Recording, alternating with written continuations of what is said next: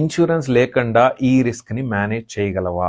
Yes అంటే తీసుకోవద్దు, no అంటే తీసుకో. రియాలిటీ ఏంటంటే ఇండియాలో పొల్యూషన్ అనేది బాగా పెరిగింది, ఫుడ్ లో అడల్ట్రేషన్ బాగా నడుస్తుంది, రోడ్స్ లో యాక్సిడెంట్స్ ఎక్కువ అవుతున్నాయి, ప్రైవేట్ హాస్పిటల్స్ బిల్స్ షాక్ ఇచ్చే రేంజ్ కి వెళ్తున్నాయి. ఒక్క వీక్ హాస్పిటల్లో ఉంటే కొన్ని సంవత్సరాల సేవింగ్స్ పోతున్నాయి. అయితే ఇప్పుడు ఈ క్వశ్చన్ నీకు ఆన్సర్ వచ్చిందా? ఈ వీడిచ్చే ₹1,00,00,000 వల్ల నాకు నా ఫ్యామిలీకి ఏం ఫరక్ పడదు అంటే అవసరం లేదు. అరే కొన్ని లక్షల రూపాయల బిల్లులు వచ్చినా సంవత్సరానికి లేదా 5 సంవత్సరాలకు ఒకసారికో నా ఫ్యామిలీలో ఎవరికైనా హెల్త్ ఎమర్జెన్సీ వచ్చినా నేను కట్టుకోగలుగుతాను ఇన్ని లక్షల రూపాయలు అంటే అవసరం లేదు. క్వశ్చన్ నిన్ను నువ్వు అడుగు, whether insurance is right or wrong అనే ఆన్సర్ నీకు దొరుకుతుంది. నేను చెప్పేది ఏంటంటే ఇన్సూరెన్స్ ఒక లగ్జరీ కాదు, ఇన్సూరెన్స్ ఒక సర్వైవల్ టూల్.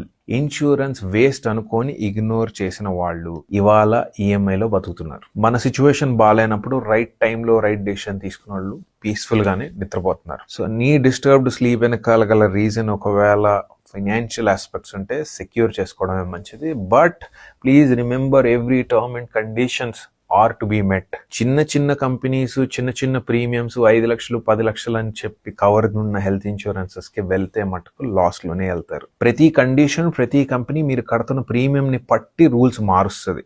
అన్నిటికీ వన్ స్టాప్ సొల్యూషన్ అంటే నేను ₹1,00,000 కట్టేస్తున్నాను దీంట్లో నాకు అన్ని కవర్ అయిపోతాయి అంటే ఉండదు. ఎందుకంటే మనం బాజార్ నుంచి షర్ట్లు కొనుక్కొని రావట్లేదు, అదిగో నాకు వైట్ షర్ట్ కావాలి బ్లాక్ షర్ట్ కావాలి అలా మనం ఇన్సూరెన్స్ కొనట్లా. మనం